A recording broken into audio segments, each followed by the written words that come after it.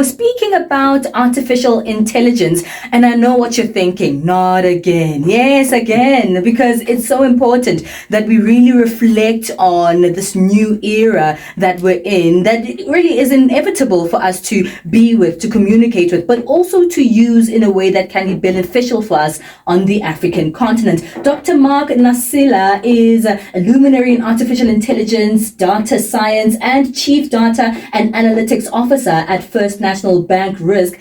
He just came out with his very first book. It's titled African Artificial Intelligence. It's in my hand right now. And he really goes over so many different perspectives about what artificial intelligence looks like, especially here on the African continent. He combines the unexpected use cases and tales of cutting-edge innovation with a very unique and potent argument, harnessing AI to solve Africa's problems and requiring us to embrace it from an African perspective. He, of course, joins us here in studio this morning. Thank you so much for your time, Dr. Mark Nasila. Thank you so much, Palesa and Benjamin, to the listeners. I'm very happy to be here today. Well, it is a pleasure to have you. Thank you for taking your time on a public holiday to actually come and visit us and spend time with us to tell us a little bit more about your book. But before we go into the book, tell us a little bit more about your background. I'm the Chief Data and Analytics Officer at FNB Risk. Mm-hmm. I'm basically responsible for making sure the bank leverages data and AI to making sure that we're managing various risks responsibly, efficiently, effectively, and we're modernizing how we promote desirability and making sure that the bank is safer for our customers and our employees. You're not the one giving the banks our details, are you? No. Okay. Yeah, You're safe. No, we're safe. We actually promote security and making sure that everything is safe. That's amazing. Well, you definitely have a very, very intense, interaction with artificial intelligence in terms of your history and your line of work. But it's another thing altogether to pen this down. Tell us about the concept of you sitting down and saying, I'm going to write a book titled African Artificial Intelligence. So, Palesa, AI and generative AI are being spoken about. The last 18 months when ChatGPT was launched, we've seen the whole world speak about AI. But when you look at what's happening, it's not just another technology. This technology is changing the way we do things. Yeah. It's driving industrialization. It's reimagining every business. In fact, what's so peculiar is that for the first time, we have a technology that is disrupting all industries concurrently. Mm-hmm. It's reimagining the future of work. And if you look closely, it's actually changing the meaning of life. Yeah. And it's very interesting that you're saying that. Sorry to cut you off there, because we have always seen it from an external perspective, as if it's something coming from outside the continent, as if it's not going to redefine us, but it's already doing that in a very quick manner. Exactly. And when you look at it, it's going to change and the context of what the future will look like.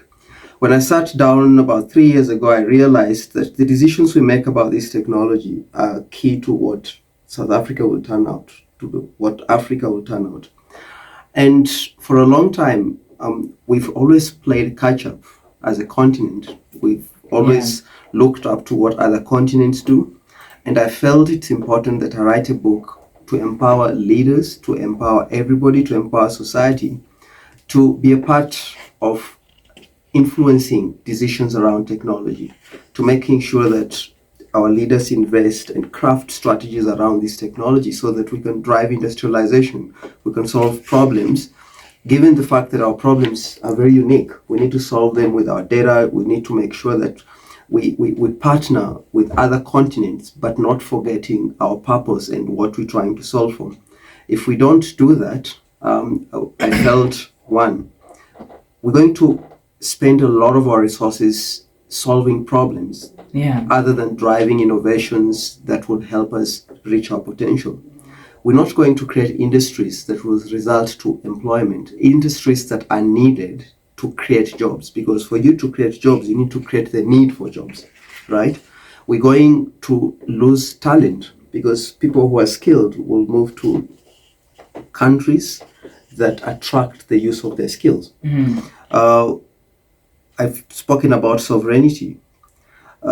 This means that we're not going to have power over countries that are creating products and services, given that we will be consuming services across the world from China and America, who are spearheading the use of technology. But also, we as a continent and as a country do not have big economies to make mistakes. The early adopters, China, America, and a few countries in Europe, made a lot of mistakes at the beginning. We don't have big economies to be playing around. Therefore, the book is around strategizing with less mistakes so that we can deliver value much sooner.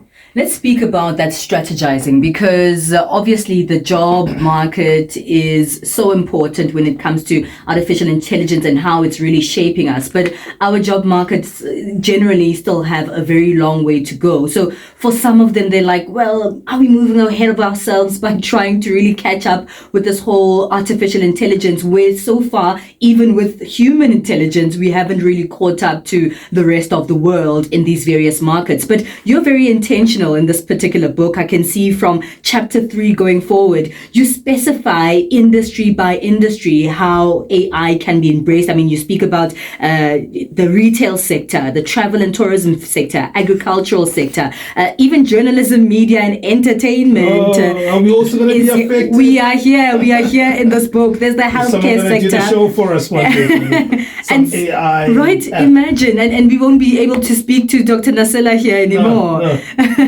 So you are very intentional about, bookmarking these various sectors and how they can embrace. Is it about embracing, or just like telling them, hey, things are going to change nonetheless? So the reality is AI is changing everything. And you have to be a part of that change to create a future we want. What I'm trying to do is provide hope that AI will help us reach the potential we want. Yeah. But a part of that is being very critical on the opportunities. The opportunities which actually define the identity. If you look at the book, we're talking about the identity. The identity is about the role of AI based on the unique challenges. If you look at every chapter, I've provided that context on the opportunities, whether it's retail sector, smart cities, tourism, and what needs to be done. We have to note that we're very different from China. Our data is different. We're very different to America. So we have to approach it based on the role of AI in every single industry. If we don't do that, as I said, the consequences are very inevitable. We're going to create a future for the next generation where they will play, a catch-up role. They will not have desirable jobs. There will be marketers of just products other than engineers and data scientists or researchers who are part of driving industrialization with AI. We've also learned that the person who manufactures the product defines who they employ, define the rules, and basically that is sovereignty. We're going to be receivers of policies across the world because the leading countries are already taking a big economy. And let me put this context. The likes of McKinsey and PwC already project that by 2030, the value from AI is about $16 trillion US. Sure. Based on what is happening today, America and China are taking over 70% of that value. This means for the normal person, these two countries are driving products and services which are being consumed across the world. They are very efficient in the way they do things because AI is part and parcel of their business. Society in those countries trust AI. They're embracing it. America has got a very big culture of research and development through higher institutions. China is also developing platforms that are running the world. We've already seen that, we've got the likes of Huawei here, who are providing services. So they're defining the future. And we need to do something to make sure that we grab our opportunity.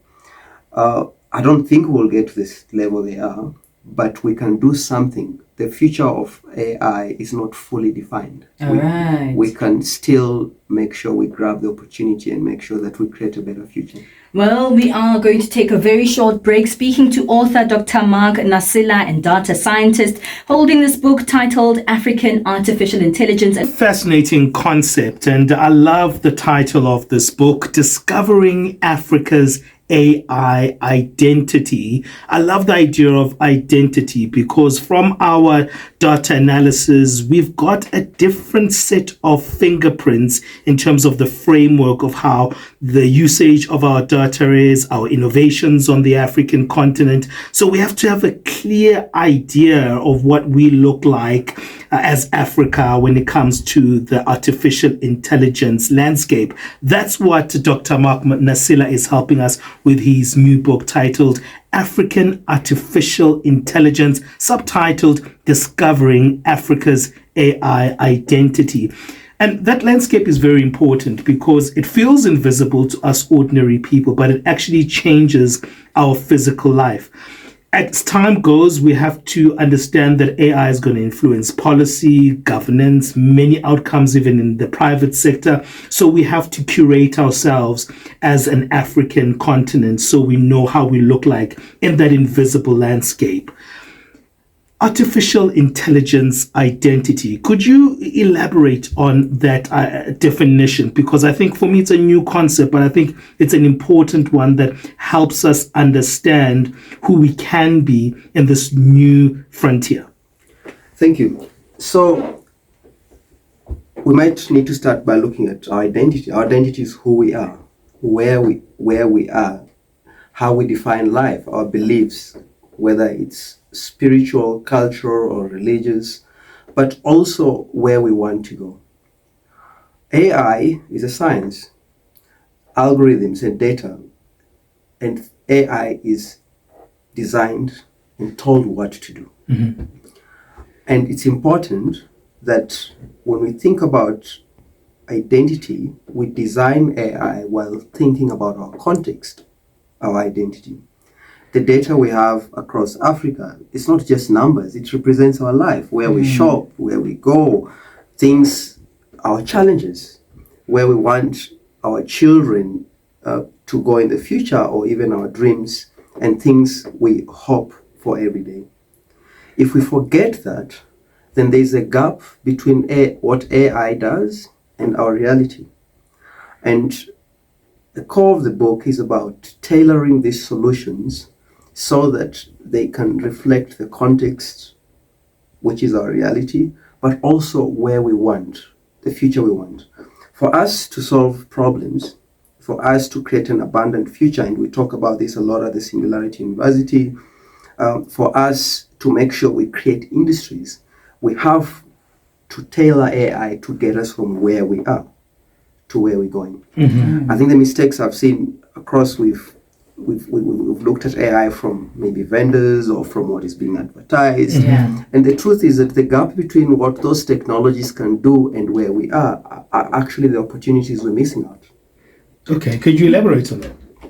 So we've seen globally, for example, ChatGPT is a very big example, which, these are large language models that were trained on data that's available on the web.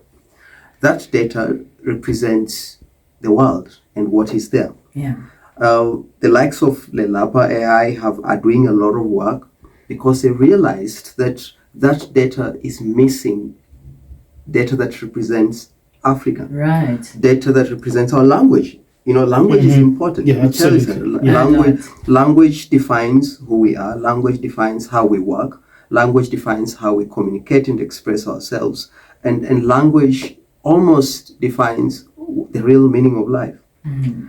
And that's why if it's a missing part of AI, it means we're actually not represented. And thereafter, even the solutions we're talking about are actually not very meaningful. So we end up adjusting to solutions that are pre-made than what our potential should be. I like that you put that in because you said that, artificial intelligence is told what to do. So essentially, the fear that people have for AI shouldn't be what AI can do, but who's telling it what to do, and whether or not you're going to be part of the people who tells it what to do in a way that frames our own framework. Because if other countries, you spoke about, Asia and the Americas being really, the front runners in AI right now. So if they're telling AI what to do, it's obviously not going to be, to our benefit, but to their own mostly. And so we should start telling AI what to do instead of waiting for